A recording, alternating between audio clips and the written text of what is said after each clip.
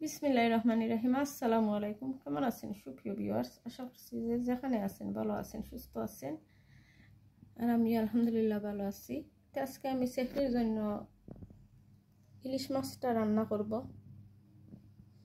তো আমি ইলিশ মাছটাও বানিয়ে নিব, আর এদিকে কাতলা মাছ বিরান করে নিব, আর মিঠর কারি রান্না করব। আর যেহেতু ভিউয়ার্স পবিত্র রমজান মাসটা চলে আসছে, সবাই সবার জন্য দোয়া করবেন যেন রমজান মাসটা যাতে আমরা বেশি বেশি করে ইবাদত করতাম পারি, যাতে আমরা একজন আরেকজনের লাগি বেশি বেশি করে দোয়া করতাম, আর সবার রমজান মাসটা ভালো কাটতো। আর যারা যেখান থেকে বসে আমার ভিডিওটা দেখরা, প্লিজ লাইক দিয়ে আমার পাশে থাকবা।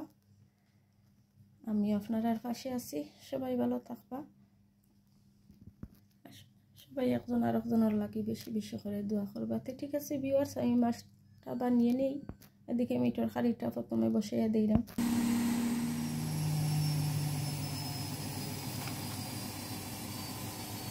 এদিকে ভিউয়ার্স আমি মেশিনটা অন করছি, ওয়াশিং মেশিন। একটু শব্দ করে যেহেতু আমার কিচেনও ওয়াশিং মেশিনটা, এর জন্য। তো এদিকে ভিউয়ার্স আমি লবঙ্গ, তেজপাতা, দারচিনি সব কিছু দিয়ে নিলাম। দিয়ে নিলাম আদা বাটা আর রসুন বাটা। তো আমি একসাথে করে বেটে নিছি। স্বাদ মতন লবণ, পরিমাণ মতন তেল। এদিকে চুলার আগুনটা অন করে দিলাম।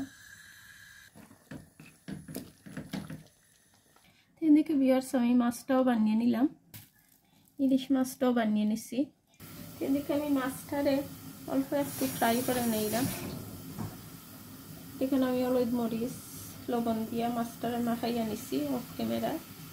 আর ইলিশ মাছটার মাঝে ডিমও আসছিল, তো ডিমটাও আমি ফ্রাই করে নিলাম। এদিকে আমি মাছটারে অফিট করে নিলাম। এদিকে ইলিশ মাছটা ফ্রাই করা হয়ে গেছে। এখন আমি কাতলা মাছটা ফ্রাই করে নিলাম। এখন আমি সেম পানোই মাছটারে ভেজে নিলাম।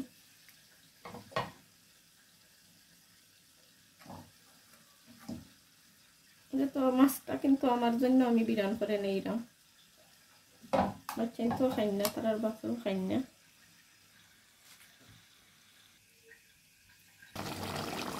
আমি মিঠর কারির মাঝে গুঁড়া মশলাটা দিয়ে নিলাম।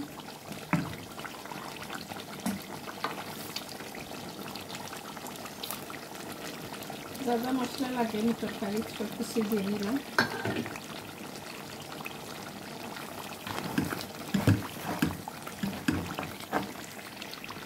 আর আলু দিয়ে নিলাম।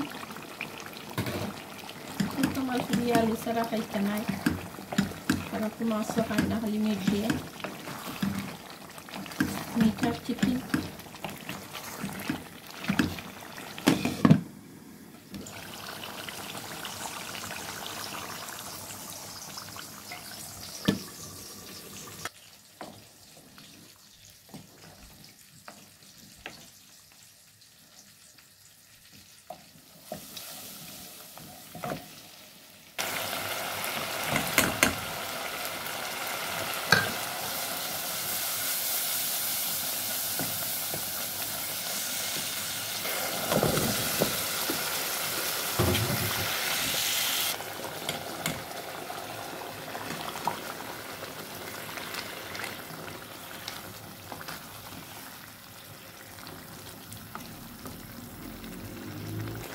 তো মাছটাও বিরান আছে, এর জন্য আমি ঝুলটাও দিয়ে নিলাম। আর অফ ক্যামেরায় আমি কাঁচা মরিচটাও দিয়ে নিলাম। আমার মাংসের কারি রান্না করা হয়ে গেছে। আমি ধনিয়া পাতা উপরে দিয়ে নিলাম, যাতে আমি সেহরির টাইমে আবার গরমও করবো, এর জন্য। আর এদিকে ইলিশ মাছ দিয়ে আলু দিয়ে রান্না করে নিলাম। যাতে মাছের জন্য, মাছ ফিরানোর জন্য আমি পেঁয়াজটা ভেজে নিই।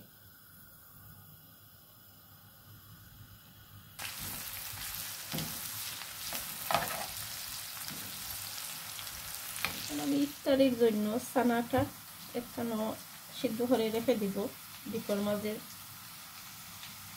এটা আর আপনার সাথে শেয়ার করলাম না, ভিডিওটা, অনেক লম্বা হয়ে যায়। এদিকে ভিউয়ার্স আমি ইলিশ মাছটা রান্না করে নিলাম। আর এদিকে চুলার আগুনটা অন করে দিলাম। এদিকে আমি মাছটারে অল্প একটু ফ্রাই করে নিলাম। আর আলু দিয়ে নিলাম। এখন আমি ইফতারির জন্য ছানাটা একখানো সিদ্ধ করে রেখে দিব ডিপের মাঝে। এটা আর আপনার সাথে শেয়ার করলাম না, ভিডিওটা অনেক লম্বা হয়ে যায়।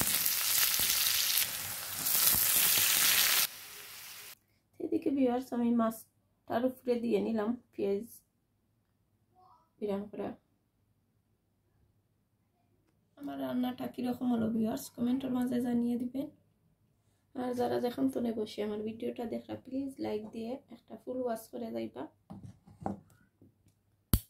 আর সবাই ভালো থাকবা, সুস্থ থাকবা, সবার জন্য অনেক অনেক দোয়া রইল। আর আমাদের জন্য আপনারা দোয়া করবা যেন রমজান মাসটা সুন্দরভাবে কাটিয়ে যাইতাম পারি, আল্লাহরে বেশি বেশি করে ডাকতাম পারি। তো ঠিক আছে ভিউয়ার্স, সবাই ভালো থাকবা, সুস্থ থাকবা। আর আমার কথা যদি কোনো ভুল ত্রুটি হয়ে থাকে ক্ষমা সুন্দর দৃষ্টিতে দেখবা। আল্লাহ হাফেজ।